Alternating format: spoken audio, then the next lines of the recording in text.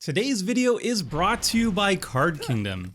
And right now you can get this sweet Scoop Soldier sticker when you order over on cardkingdom.com. Just mention in your order notes that you want a Scoop Soldier sticker when you check out. Hey friends, Commander 2021 pre-constructed decks have been revealed, which means it's time for another round of my Precon upgrades. I'll go over how each pre-constructed deck plays, why you should buy it, analyze its strengths and weaknesses, and then use that information to recommend an optimal and impactful $50 upgrade. These videos are abbreviated versions of my upgrade articles, so if you're looking for a more in-depth guide to upgrading the deck, then check it out, link in the video description below. Today we're covering Prismari Performance, a blue-red Spellslinger deck focused entirely on big, flashy instants and sorceries. The deck uses instants and sorceries to generate tons of mana off cards like Mana Geyser, storm off and cast silly amounts of spells off Mind's Desire, and return spells while wiping the board of opposing creatures with Volcanic Vision. The rest of the deck supports our instants and sorceries, creating an army of drakes off Talrand's Sky Summoner, creating a ton of clones with Rionia, Fire Dancer, or doubling your spells with Swarm Intelligence. The end result is a focused Spellslinger deck that wins with huge flashy turns while beating down with a spell-infused army. The face commander of the deck, Zaffai Thunder Conductor, does a great job representing what the Precon is all about. Its Magecraft ability will be triggering all the time in this deck, letting you constantly scry and fill the battlefield with 4/4 tokens. Even casting spells of mana value 10 or higher can be done fairly consistently, and the Precon itself has 3 cards to do so: Apex of Power, or casting Epic Experiment, and Muse Vortex, where X is 8 or greater. Zaffai is unquestionably a strong, unique commander, and definitely worth building around. However, there's another commander option in this deck that I love even more, and I'll be tuning this upgrade list towards it. Veyran, Voice of Duality, might not be the face commander of the Precon, but my heart says it's the star of the show. It's basically a Spellslinger Panharmonicon. Spellharmonicon! Spellslinger is loaded with support cards that trigger off instants or sorceries, making treasures off Stormkiln Artist's Magecraft ability, making tokens off Talrand's Sky Summoner, and dealing damage with Gutter Snipe. So doubling the triggers with Veyran is amazing in Spellslinger, and the Freet itself is an impressive beater, getting +2/+2 for each instant or sorcery you cast or copy. That's a ridiculous amount of value for a 3-mana creature. So I'm sorry Zaffai, but I'm kicking you out of the command zone for Veyran.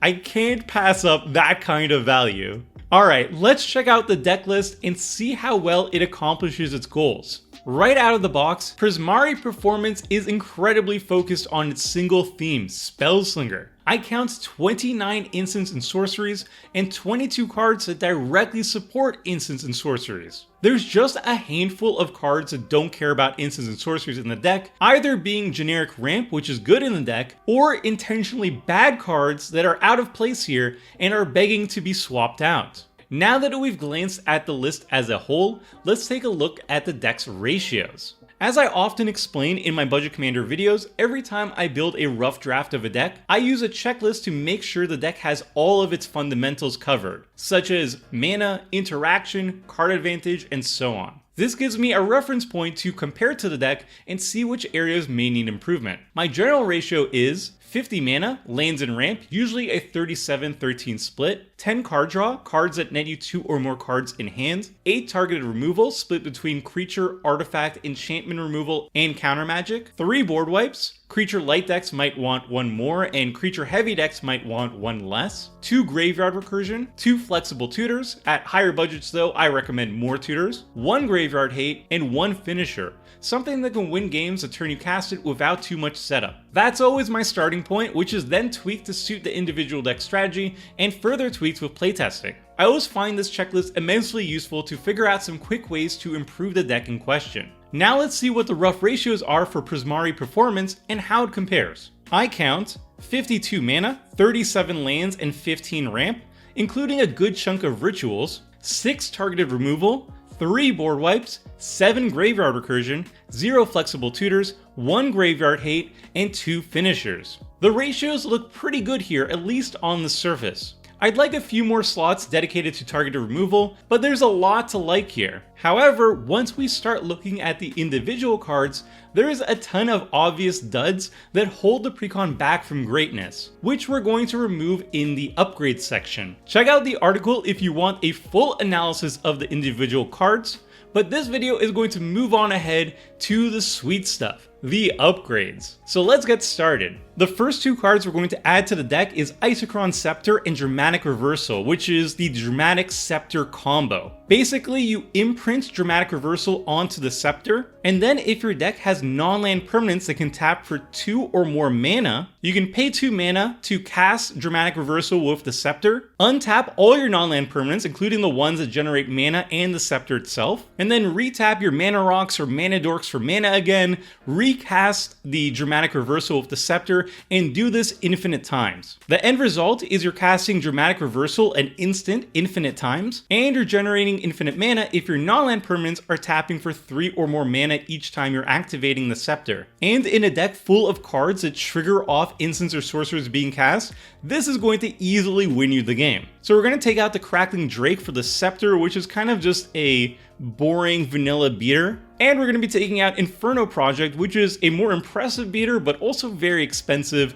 too expensive in my opinion. And what better card to add in after the Dramatic Scepter combo than one of the best finishers in the entire format, and the best unofficial Storm finisher, Aetherflux Reservoir. In a deck looking to storm off and cast as many spells in a single turn as possible, Aetherflux Reservoir gets nutty fast, gaining you a ton of life and then just doom cannoning your opponents to death. It's amazing, very effective, very consistent. You can't really beat it if you're trying to storm off. We're going to take out Etali Primal Storm for it. Etali is a fantastic card all by itself, but this deck doesn't really have a lot of haste enablers for it, and it's not exactly a Spellslinger card. Next, we're going to add Mizzix's Mastery, one of the best Spellslinger recursion cards. If you overload Mastery, you get to cast all the instants and sorceries in your graveyard for free, which can lead to enormous turns, massive game-winning turns that it's just a great way to end the game. We're taking out Charmbreaker Devils, which is kind of a beater, kind of graveyard recursion,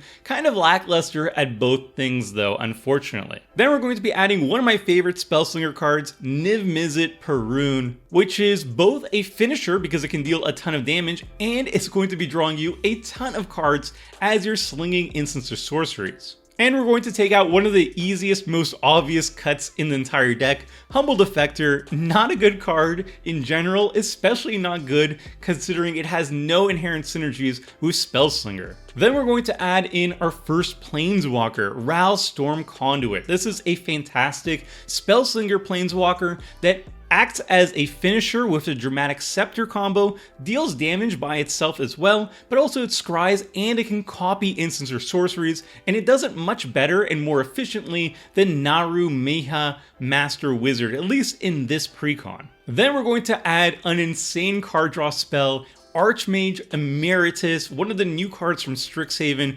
Magecraft draw card. This deck is all about triggering Magecraft, so this is going to draw us a ton of cards in this deck. And we're going to be taking out Sunbird's Invocation for it. Invocation's a good enchantment, but it does cost 6 mana, and just simply put, Archmage Emeritus is just way better in this Spellslinger deck, though the Invocation is a good card all by itself. Then we're cutting Elemental Masterpiece, which is way overcosted as a token generator, and we're going to be putting in a way better token generator in this deck, Saheeli Sublime Artificer. Again, it's a triggered ability where you're making tokens. Veyran doubles those triggers, and it's just great in Spellslinger because all instants or sorceries does trigger it, and then you can turn your servos into a better artifact temporarily. Even just turning it into Mana Rock means all your server tokens now tap for mana, and you can have some really explosive turns. Then we're cutting Dualcaster Mage, which is a fine fork effect, but a little bit overcosted, and we don't have any inherent synergies to reuse this Enter the Battlefield trigger. We don't have any blink or bounce action going on. So we're going to replace it with Melik Izzet Paragon, which is a more expensive fork type effect. It's also card advantage because you're playing cards off the top of your library, but its triggered ability does work with Veyran too, so you get to copy 2 things when Veyran's also on the battlefield, which sounds like a ton of fun. Next, we're going to cut out Fiery Fall, which is way overcosted removal, and the basic land cycling does not save this card. It is a bad card. And we're going to put in a format staple instead, Pongify, which is just 1 mana, remove a creature, very simple. Then we're going to take out Aethergale, which isn't a terrible removal spell, but it is a little bit lackluster. I do like the fact that it is bouncing 6 things, 6 non-land permanents, but you also do it at sorcery speed, and I feel like we could do way better in this deck. And we're going to cut it for just another cheap removal spell that is a format staple, Rapid Hybridization. And then we're going to cut Traumatic Visions, just like Fiery Fall. This is way overcosted, a terrible card, and the flexibility of land cycling does not save it here. And we're just going to put in one of the best counter magics in the game, Counterspell, instead. Then we're cutting Aether Spout, which is a situational board wipe, can kind of protect you if you're holding up mana, but it is situational, it does require you to be attacked, and sometimes you just want a different sort of protection. And the one that I find much more reliable is Misdirection. This is a spell that you can cast for free or for 5 mana, but usually for free, and you just change the target spell with a single target. This is a great way to just redirect any removal that is targeting your own permanents, and 2-for-1 your opponent by redirecting it to a threat that you wanted removed in the first place. And it's basically a free way to trigger all the Veyran stuff and the Magecraft stuff, and it's just overall really solid. Then we're taking out Dazzling Sphinx, which is an interesting new card, but I think it is overcosted,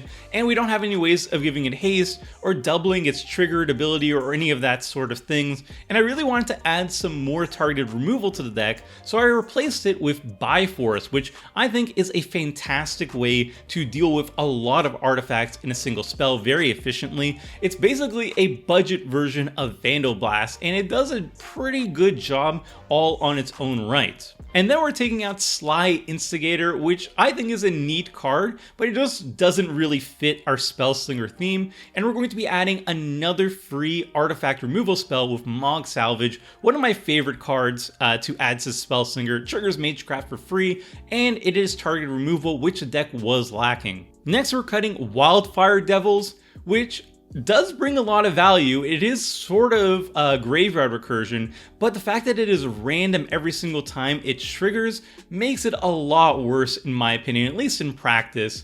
So we're going to be taking it out for another targeted removal spell, Commit to Memory. This is one side targeted removal. It is a balance or like a counter spell, but also the Aftermath side is also a wheel, so you can refill your entire hand, and it can also shuffle everybody's graveyards back into their libraries. So if you have a combo piece that was discarded, or if you're up against a graveyard deck and you want to mess with them, then Memory is amazing, and having both on the same card is really good. Then we're cutting Living Lore, which is another cool Spellslinger creature, but is just too inefficient to keep into the deck. Very cute card, but we can do way better. And we're going to replace it with another free spell, Frantic Search, which basically lets you loot for no mana at all, as you pay 3, but then you get to draw 2, discard 2, and then you get to untap 3 lands. So it's another great way to trigger Magecraft and all our instant or sorcery payoff cards, but also filter through our hand as well. Then we're cutting Rutha, Mercurial Artist, which is another way to fork our spells, but it just does so kind of inefficiently. I think there's going to be some infinite combos you can do with Rutha, but at least in this Precon, and at least with the cards that I'm adding in, you don't really have that value engine going on in it, so it's an easy cut here. And we're going to add another generic Spellslinger staple, Preordain, just a 1-mana cantrip, and arguably the best cantrip of them all. It's just always going to be great, and it triggers Magecraft and similar abilities. Finally, we're going to be tweaking the mana base. And first, we're going to be replacing some of the ramp cards for better ramp cards. So first off, we're cutting Hadron Archive, because obviously we are. And we're going to be adding a good ramp card, Goblin Electromancer, which in a Spellslinger deck is going to give you a massive mana discount, usually 1 mana discount each turn, but sometimes more than that if you can really combo off and cast a bunch of spells in the same turn cycle. Goblin Electromancer, exactly what you want here. Then we're going to be cutting Letter of Acceptance, which is a lackluster mana rock for a controversial inclusion, I would say, Retrace Image. It looks like it doesn't really do anything in any commander deck, but it works with basic lands, and this deck has a lot of basic islands and mountains, so this is essentially a 1-mana explorer. And it triggers Spellslinger Magecraft stuff. I think it's actually really good, so give it a shot. And then finally, we're cutting 7 of the worst lands from the deck for mostly just basic lands. There are some real stinkers, like Blighted Cataract, that we can just put an island instead of it and it would be so much better. So we're going to be doing that. We just want a faster mana base. We're 2 colors so we can run more basics and not get punished for it. And now here's how the deck looks like with all the swaps made. The deck is now way faster and more well-rounded, plus all of its strengths have been greatly enhanced. And that's it for my Prismari Performance $50 upgrade. That's 2 down, 4 to go, so I'll be back soon with the next Precon upgrade. Until then, friends, see ya! Thanks for watching the video. If you liked it, help us out by clicking the like button down below. And to keep up with the latest and greatest, make sure to click the subscribe button. And if you want to watch similar videos, click on the links appearing on screen right now.